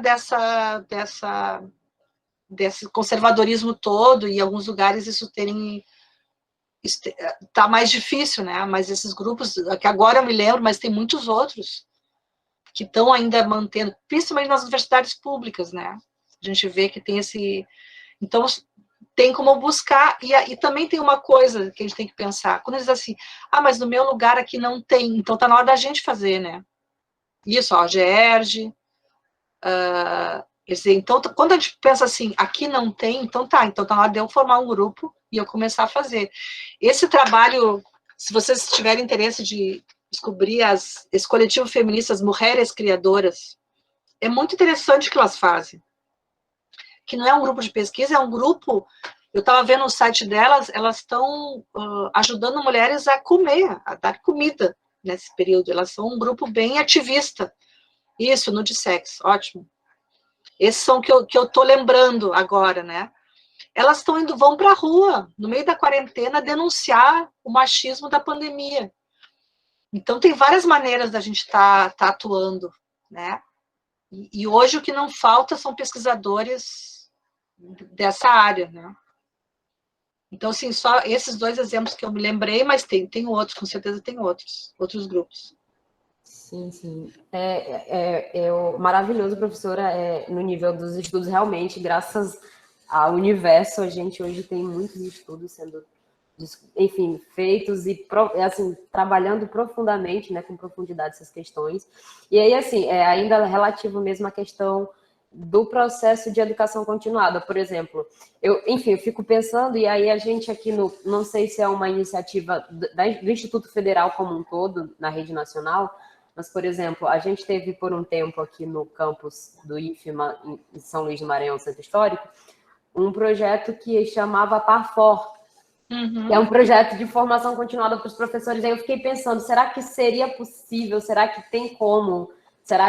Quais os processos que a gente precisa enfrentar para conseguir, por exemplo, criar algo como um Parfor de educação continuada que pense justamente isso, né? Você dá formação continuada para esses professores que já estão em atuação em sala de aula, para pensar essas questões, para pensar a questão de gênero, para pensar a questão do racismo, para pensar a questão indígena, e assim por diante.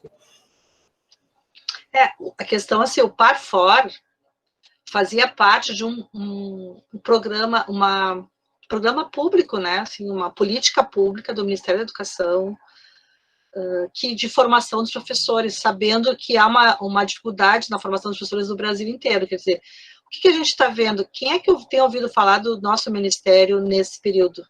Né? A gente não tem hoje, infelizmente, a gente não tem uma política pública voltada para a formação, não tem essa preocupação, né? Então, o Parfor fazia parte de uma série uma política imensa, que tinha a ver com o Parfor, o PIBID, que é um programa incrível, de iniciação de professores à docência, fazia parte de toda uma política, que essa política, ela foi sendo desmontada atualmente. Talvez a gente não precise esperar um novo Parfor, uma nova grande política, a gente tem que começar a pensar nas pequenas políticas. O que é possível? E aí eu acho que os institutos federais, eu me lembro que assim, o IFMA tem quantos anos? Vocês lembram? Porque eu me lembro que a última vez que eu estive em São Luís, eu não sei se o IF já tinha sido... Sim, tem muitos IFs, a rede, né? Mas, por exemplo, o IF é muito novo, o IF do Maranhão, eu não me lembro, eu não sei há quanto tempo tem, mas tem uma rede do Instituto Federal imensa. Então, talvez pudesse ser pensado algo nos próprios IFs, né? Agora está sendo formada uma rede só de professores de artes dos IFs, justamente porque eu tenho uma aluna que está de doutorado, está fazendo uma pesquisa, e ela está se dando conta que os professores de artes dos IFs, quer dizer, é uma rede enorme, que tem mais professores formados na área do que outras redes. Tem material, tem uma estrutura que a maioria dos professores de arte do Brasil não tem. Então, os professores de arte dos institutos federais estão se constituindo como uma forma de resistência para pensar ensino de arte no Brasil. Isso ela está discutindo na tese, né? Não vou adiantar. Então, por que não pensar uma rede desse tipo de discussão nos IFs, usando a estrutura que os IFs têm, sem ficar esperando uma grande política que vai surgir? Porque talvez, né, desse governo não surja, porque não é prioridade formação de professores, nem educação é prioridade. A gente está no meio da pandemia, a gente não sabe quando volta, como volta, se volta, quais são as condições para voltar presencialmente, e a gente não ouve nenhuma palavra do Ministério da Educação sobre isso, né? Então, talvez, assim, tentar articular uma coisa dentro dos próprios IFs, né? Pensar as políticas ou dentro da própria cidade, enfim. Como pensar. Certo, professor. Agora é a inscrição da Caroline Siqueira. Pode abrir o microfone, Caroline. Olá, boa tarde a todos. Muito obrigado pela fala, professora Luciana, e também pela organização do colóquio, a toda a organização. Eu queria fazer uma pergunta bem direta, assim, na verdade. Gostaria de saber da professora o que ela pensa sobre a cultura visual e como ela pode contribuir com essa discussão de gênero na escola, né? Principalmente porque a gente sabe que os artefatos da cultura visual, eles estão, principalmente se a gente for olhar nos aspectos das representações femininas, eles estão muito carregados, né, de toda uma violência simbólica. Então, eu gostaria de saber como que essa cultura visual poderia contribuir com essa discussão de gênero. Eu acho que tu mesmo, a tua pergunta já diz, né, com certeza. Eu acho que essa discussão das imagens da mulher na cultura visual, na mídia, né, isso já é uma discussão que já tem sido feita há bastante tempo, e com certeza, eu acho que analisar, do mesmo modo que eu estou trazendo, por exemplo, para muitos pode chocar ver a imagem do Rubens né, do ponto de vista de que é uma violência, para muitos pode chocar que a propaganda, né, de uma infantil, de um brinquedo para criança possa ser violenta, como aquelas, quer dizer, aquelas análises que a gente já fez muitas vezes, só que a gente vai ter que continuar repetindo ainda por um tempo, né? Ah, brinquedo rosa para menina, brinquedo azul é para menino. Ainda hoje a gente vê na cultura visual, e aí pensando na cultura visual, não só a gente fazia análise das revistas e tal, agora a cultura visual está aqui no nosso celular, na nossa mão, né?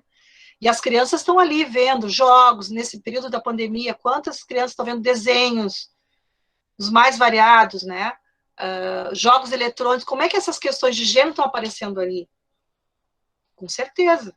Acho que isso aí, a tua própria pergunta já está respondendo. Eu acho que a cultura visual, pensando a visualidade como um todo, né, o que a gente tem, o que está nos afetando, com certeza, aprender a ler e analisar e a duvidar das imagens nos ajuda nessas questões, sem dúvida nenhuma.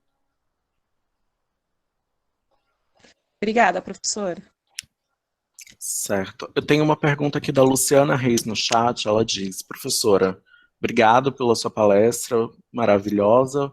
Para quem está começando a estudar sobre gênero e invisibilidade da mulher na arte, quais são os autores indicados? Além das suas pesquisas, é claro. Eu sempre digo assim, ó, deem uma olhada, mesmo assim, eu tenho vários textos, né, que já é fácil de encontrar pela internet, mas assim, olhem as referências dos textos, porque as referências vão te levando a outros, né? Então, quem eu indicaria? Tem uma dissertação de uma aluna minha, que eu recomendo, a Thaís Ritter Dias, que é sobre ensino de arte e gênero. E ela faz uma discussão bem específica, ela é professora de arte aqui no interior do Rio Grande do Sul, e ela faz uma discussão bem específica de gênero no ensino de arte, né? Também é fácil de encontrar. Agora a gente tem autores em português, mas a gente tinha muita coisa em inglês, né? Quem que eu posso indicar? Um texto clássico que eu acho que todo mundo teria que ler, que está estudando arte, da Linda Nochlin, porque não houve grandes mulheres artistas, e um tempo atrás a gente só achava em inglês, mas agora já se acha em português, não é tão difícil achar em português, né, ou em espanhol. Tem um livro da Roberta Barros, Elogio ao Toque, ou Como Falar de Arte Feminista Brasileira. Enfim. Hoje não está tão difícil, a gente está com a internet aí para nos... Então, mesmo assim que procurem... Eu tenho vários textos sobre essa discussão específica do ensino de arte, mas mesmo nos textos meus, olhem as referências que ali vocês começam a abrir, né? E procurar, e vão encontrando outros materiais. A Griselda Polo, que também tem textos em português agora. Patrícia Maiai, é uma historiadora de arte espanhola. Enfim, pergunte para o Jossi, que também ele sabe. Eu vou aproveitar para puxar um comentário e ajudar na resposta. Que a Michelle Coelho disse que um dos grandes problemas é que também não existem, ou pelo menos ela desconhece, livros de história escritos por mulheres. A gente estuda o Gombrich, o Argan, o Hauser, mas daí já é uma escolha política de quem está construindo essas ementas, porque os textos de história escritos por mulheres existem. A professora citou alguns, eu vou trazer aqui a Whitney Chadwick, o Women, Art and Society. Eu acho que ele não tem tradução ainda. Tem também o livro da... Tem espanhol. Tem espanhol. Tem um da Nancy Heller também, que é sobre as mulheres artistas, é um livro bem grande, que traz mulheres desde muito tempo atrás até as mais contemporâneas. Ele teve várias edições para incluir mais mulheres. São livros interessantes que a gente pode começar a procurar. Eu tenho aqui os dois, se alguém quiser algum trecho específico, a gente faz um PDF, dá um jeito. Esses textos precisam circular, porque principalmente esses textos que estão em inglês, eles não circulam muito por aqui nas livrarias, então a gente tem que recorrer ao que dá, ao PDF, e a gente vai fazendo essas trocas e aprendendo juntos. Tem muito material que, assim, eu digo assim, antes, quando eu comecei a estudar, era uma dificuldade para achar material. Agora tem muita coisa, tanto assim, eu não dou mais conta. Né? Isso, eu tenho esse espanhol, por exemplo. Já é né? mais fácil de ver. Né? Que tem, dá para... Mas tem muita coisa, assim, em português. Inclusive, assim, tem um material, porque depois da exposição essa do Queer Museu, o MASP começou a fazer várias exposições interessantes, né? História das mulheres, história da sexualidade, e o material deles é maravilhoso, assim, eles fizeram uma antologia, então são da Linda Nocla em português, então assim, é incrível, aquela antologia é incrível, então tem material muito bom que dá para pedir pelo correio, que chega na casa de qualquer lugar, né? Eu vou deixar algumas referências no chat isso, também, que eu peguei aqui. Isso, a Mulheres Artistas, tem muita coisa legal, assim. Eu vou dizer uma coisa que eu avalio muito o artigo acadêmico, assim, para revistas, e eu me incomodo muito quando, assim, num texto as pessoas, eu vejo que tem uma preguiça de procurar um pouco de referência, né? Discussões que já acontecem há muito tempo, não vão procurar uma referência em outra língua e tal, e, não existe nada sobre isso. Não existe, gente, tem que procurar.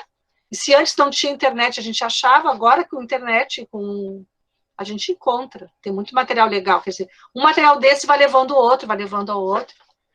E tem uma geração nova que está produzindo coisas interessantes, né? Ana Paula Simeone, que tem material sobre as mulheres artistas no Brasil, que é muito legal, né? Então, assim, tem muito material, né? E o material vai levando o outro. É um fio, né, que a gente vai abrindo. Isso que é o legal também de estudar, enfim. Deixei 2 referências aqui no chat que eu encontrei rapidinho, mas quem quiser depois eu também posso deixar o e-mail. E eu acho que, como a Deira comentou, essas questões na construção das emendas de disciplina, quer dizer, a gente incluir mulheres negras, pensadores não só europeus, quer dizer, a gente hoje tem, né, mais possibilidades, né, da gente estar fazendo essas discussões e com uma diversidade de autores que a gente não tinha antes. Tem essa coleção aqui, Pensamento Feminista, organizada pela Luísa Buarque de Holanda, que está maravilhosa, assim, né? Tem textos muito interessantes, importantes, enfim. Tem surgindo muita coisa. Verdade, professora.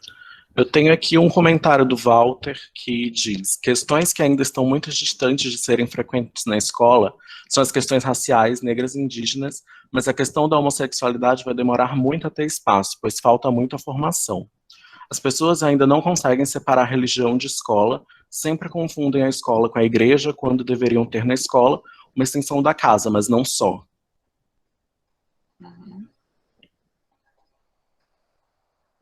Mas a gente tem que começar a falar, né, sobre essas questões, tem que começar a falar. Vai demorar, quanto mais a gente demorar a falar sobre essas questões.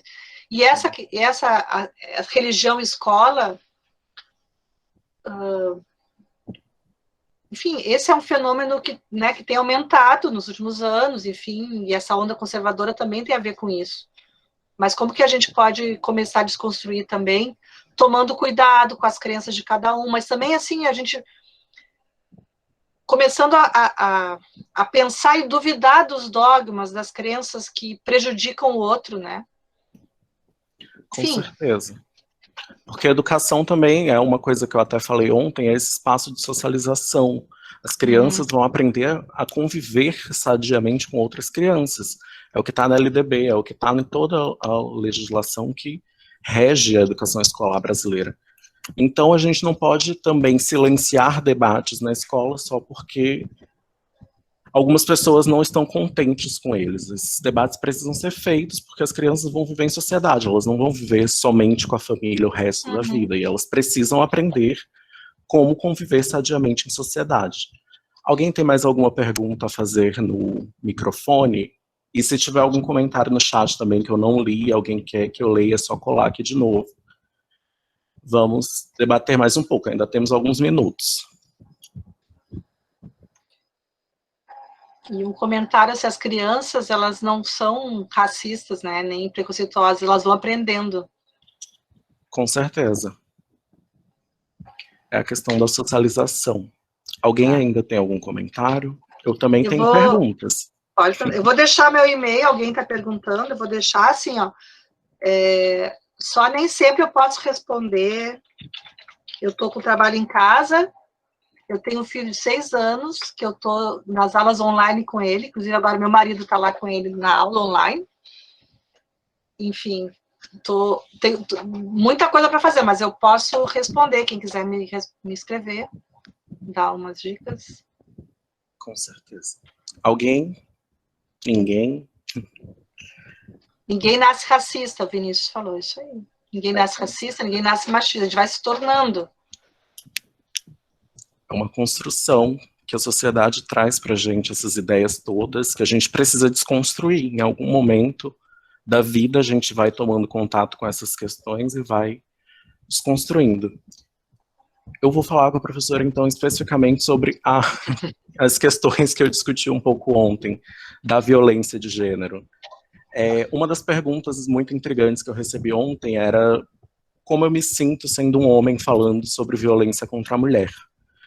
E a resposta que eu dei foi meio de que a gente tem que estar falando, porque as mulheres, elas sabem o que é a violência contra a mulher. Eu me sinto, às vezes, quando eu estou dando essas formações, falando majoritariamente com mulheres, que eu estou pregando para os convertidos, porque elas sabem de tudo aquilo que eu estou falando, elas vivenciam na prática, e os homens não querem fazer essa discussão, eles querem estar à parte, longe. Mas quem anda praticando essa violência, na maioria das vezes, são os homens. A violência de gênero é praticada majoritariamente por homens, então a gente precisa estar dentro desse debate. E aí, como eu já tinha conversado previamente com a senhora, da questão da pedagogia visual do feminino, que a senhora é um conceito muito bom que a senhora traz, eu queria ouvir um pouquinho da senhora da questão que eu trouxe da pedagogia visual do masculino. A senhora acredita que existe uma pedagogia visual do masculino? Claro, tenho certeza disso que existe. Porque tem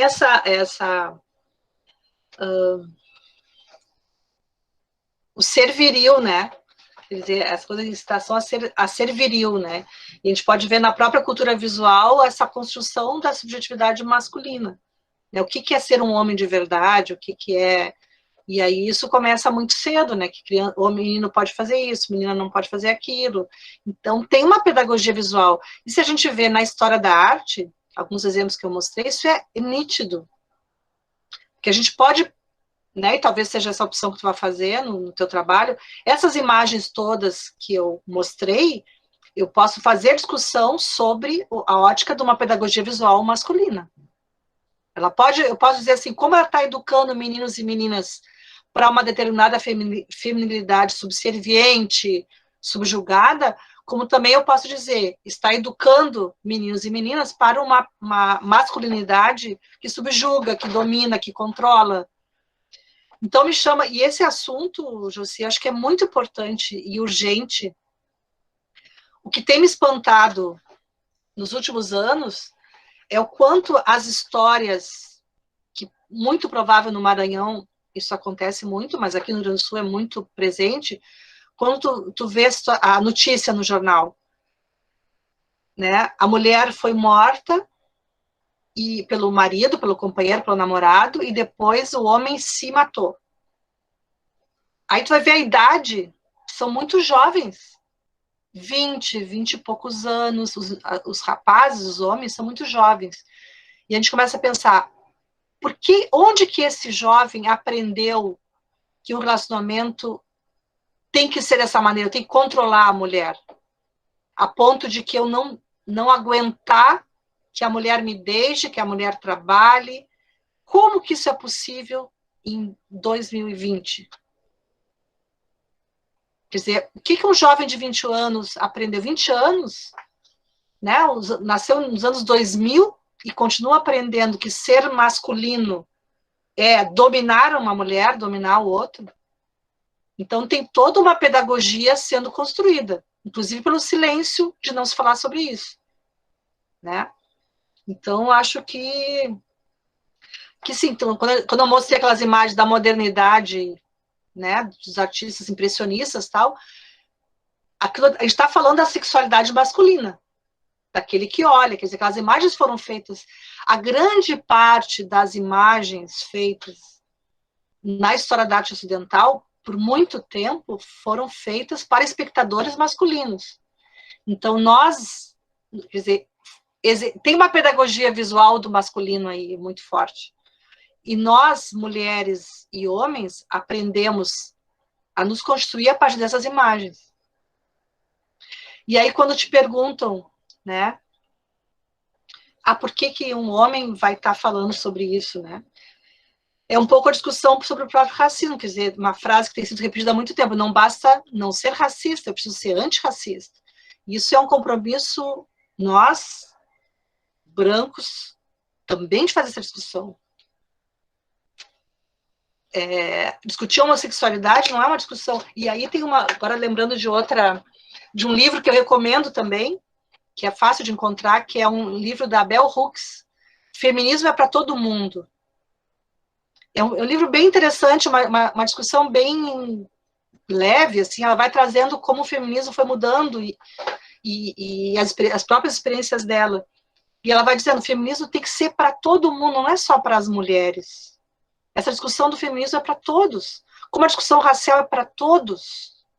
Como a discussão sobre a homossexualidade é para todos. A gente não pode se furtar a fazer essas discussões, incorporar e pensar a partir delas.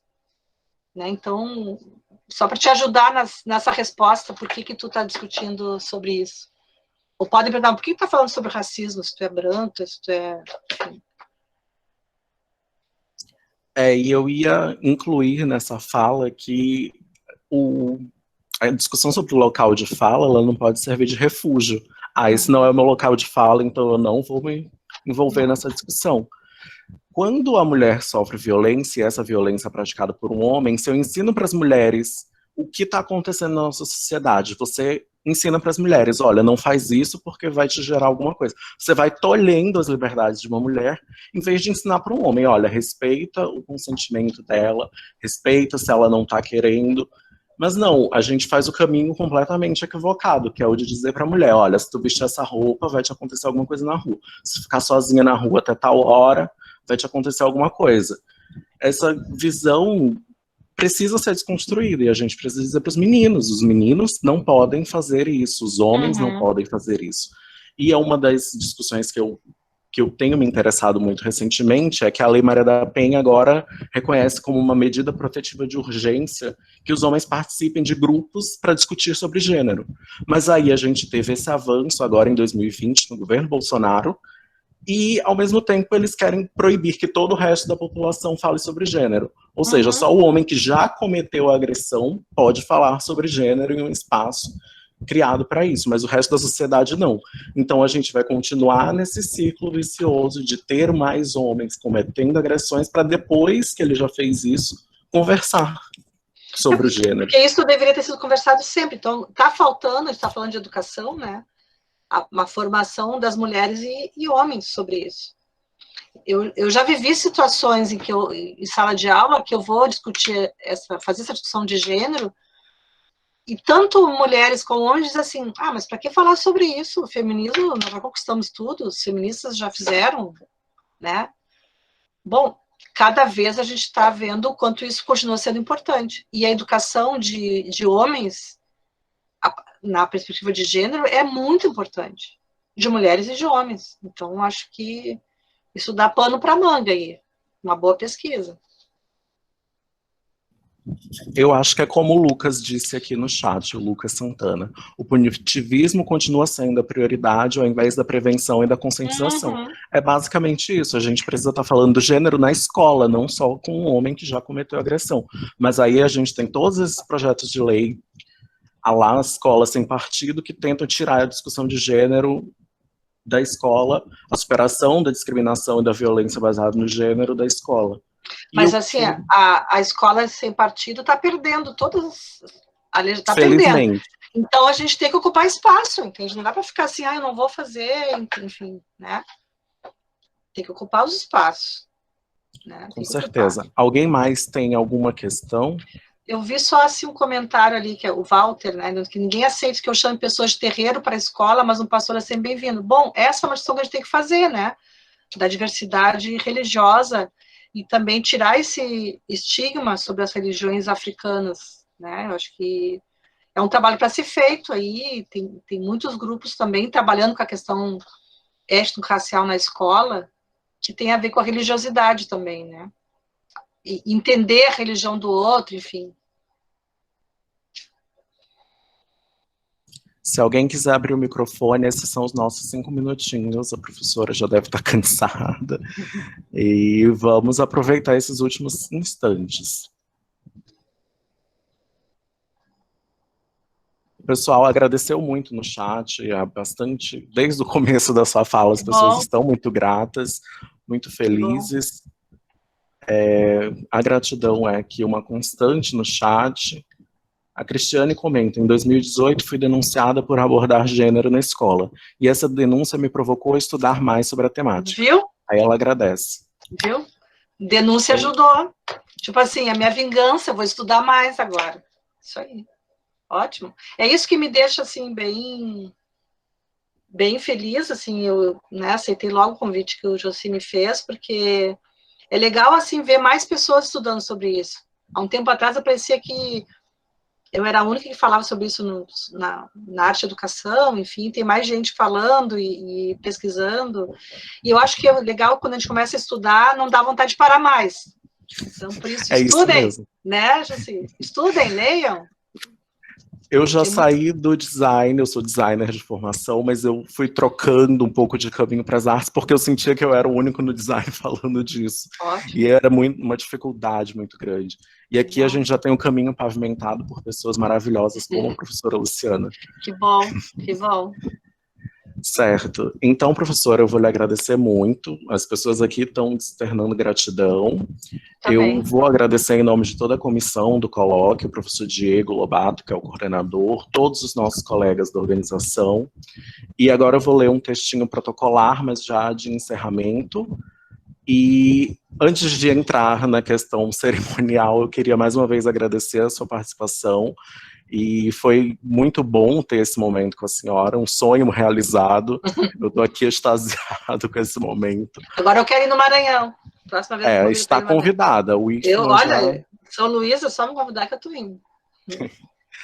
Então é isso, professora, está convidada. Assim que tudo isso passar, venha passar uns dias aqui conversando com a gente. Pode deixar.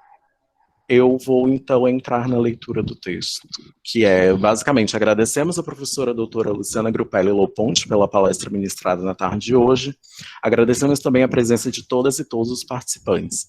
Lembramos que o primeiro colóquio de Arte, Mídia e Educação é organizado pelo curso de especialização em Arte, Mídia e Educação do Instituto Federal de Educação, Ciência e Tecnologia do Maranhão, Campo São Luís, Centro Histórico, com apoio da Diretoria de Desenvolvimento Educacional, do Departamento de Pesquisa, Pós-Graduação e Inovação e da Coordenação da Licenciatura em Artes Visuais do IFMA.